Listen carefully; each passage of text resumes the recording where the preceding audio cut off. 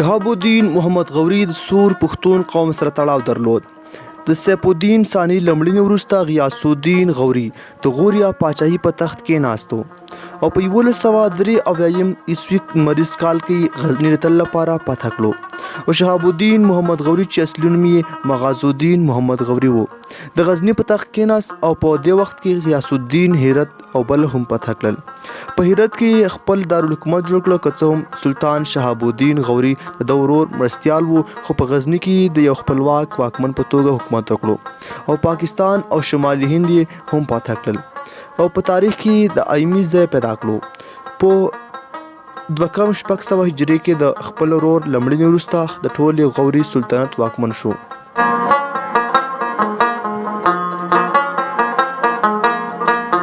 شهاب الدین محمد غوري پوځي عملیات د اوسنی پاکستان له خاورې پیل او د خیبر د مشهوري لارې پر ځای له درګومل څخه پاکستان ته داخل شول.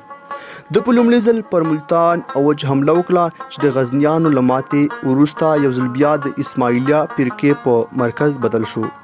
د اسماعیلیان له یوې خوا د مصر له فاطمې خلیفه او له بلې خوا د هند له هندوانو سره نږدې اړیکې درلودې. د غور واکمنانو د عادي مسلمانانو په څېر عباسي خلافت په رسمیت وپېژاند او د اسماعیلیانو فعالیتونه یې د مسلمانانو د ګټو خلاف ګڼل. محمد غوري په 1185 عیسوي مریض کال کې ملتان او وچ دواړه فتح کړل. د دې نه بعد یې په 1180 عیسوي مریض کال په مناسبت پېښور فتح کړو او په 1182 کې دیوبند فتح کړو او د غوري سلطنت حدود یې بحیره عرب ساحل پورې ورسوه.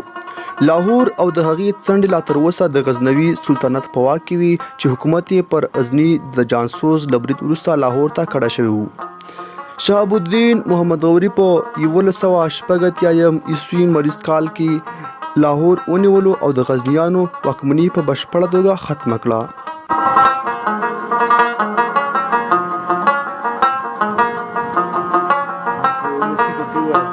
لاهور او پاکستان له فتح کولو وروسته شهاب الدین بټنډا فتح کړه چې پخوا د غزنوي سلطنت پورې اړه درلوده خو بیا د ډیلی او اجمیر د هندو پاچا پرتویراج چوهان په لاس کې وه. کله چې پرتویراج واوریدل چې شهاب الدین بټنډا فتح کړې ده نو هغه د 2 لکو په شمېر د یو پیاوړي لښکر سره د مسلمانانو سره د جګړې لپاره روان شو. د ډیلی شمال لویدیځ ته د کرنال سره نږدې د تارین یا تراولی په میدان کې د دواړو لښکرو ترمنځ ښه جګړه وشوه خو د شهاب الدین لښکر لږو ماته یې وخوړه او سخت ټپي شو. په دې حالات کې یو عسکر هغه وژغورو. د محمد غوري د نشتون په لیدلو سره د هغه عسکر او جنرالان په غوسه شول او د جګړې له ډګره وتښتېدل. محمد غوري په ټپي حالات کې لاهور ته راوړل شو او له هغه ځای غزنی ته ورسېد.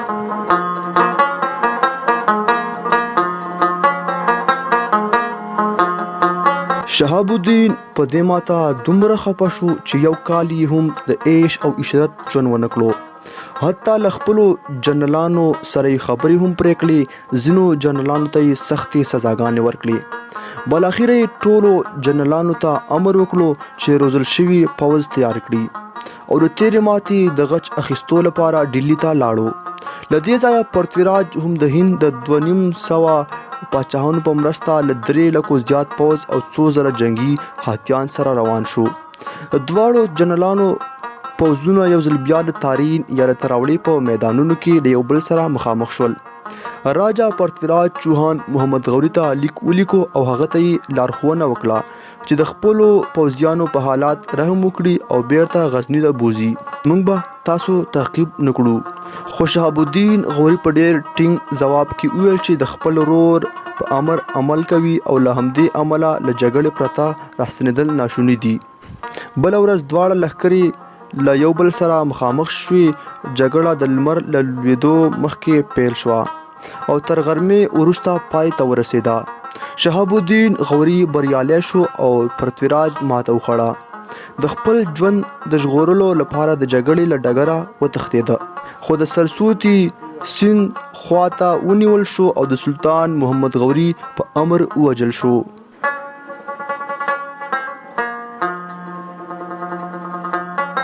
د دې جګړې پایلې ډېرې وي او د مسلمانانو پر وړاندې د مقابلې لپاره هیڅوک هم پاتې نشو. که څه هم د قنوج او انحلواړه پاچاهانو له اطاعت څخه انکار وکړو خو له ماتې وروسته یې مسلمانانو ته تسلیم شول. په دې توګه په هند کې د مسلمانانو یو ستر سلطنت جوړ شو.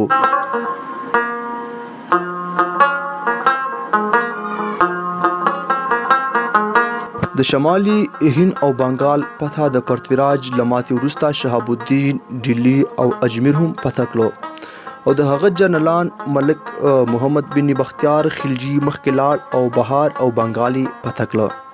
په دې توګه ټول شمالي هند او پاکستان د مسلمانانو تر ولکې لاندې راغلل. شهاب الدین په هند او بنگال کې د مسلمانان واک د بنسټ ایښودونکي او د روښان فکر واکمن په توګه خورا لوړ دی. هغه فتوحات د محمد غزنوي د مبارزې پر پرتله ډېر ګټور ثابت شول. هغه د محمود په څېر د یوې سیمې له فتح کولو وروسته بیرته ونه ګرځېد بلکې هغه یې په خپل سلطنت کې شامل کړه.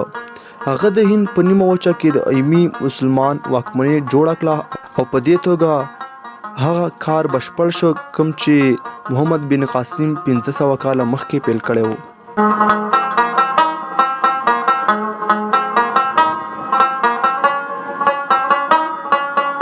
شهاب الدین په وخت کې اکثر غیر مسلمانانو اسلام قبول کړو. د جیلم او سند ترمیان د کوکر په نوم یو قوم اوسېدو چې دلته یو مسلمان بندي و. دغه مسلمان هغو کسانو ته د اسلام فضیلتونه بیان کړل چې دوی په ډېر شوق سره اورېدل. یو ورځ د مشر ویل که زه مسلمان شم نو ستاسو پاچا به زما سره څه ډول چلند وکړي. مسلمان زنداني ځواب ورکړو چې که ته مسلمان شي نو زه تا ته ډاډ درکوم چې پاچا به در سره ډېر ښه چلند وکړي. که چې کوکرو سردار دا خبره واورېده نو اسلام یې قبول کړو. مسلم د دې خبرې سلطان شهاب الدین ته د یو لیک له لارې متحرک کړي. په ځواب کې شهاب الدین سردار ته په عزت سره انعام ورکړو او د سیمې جاګیر یې ورته ورکړو. وروسته د هغه قوم هم اسلام قبول کړو. د اسلام له منلو مخکې کوکر د نجلۍ وژل په ګډون په ډېرو بدو اخته وو. دې خلکو د جاهلیت د زمانې د عربو په څېر نجونې وژلې. له اسلام راوړلو وروسته دغه ناوړه دود هم ختم شو. د پاکستان د بلوچستان د غرنیو سیمو پښتنو هم په همدې موده کې اسلام راوړو.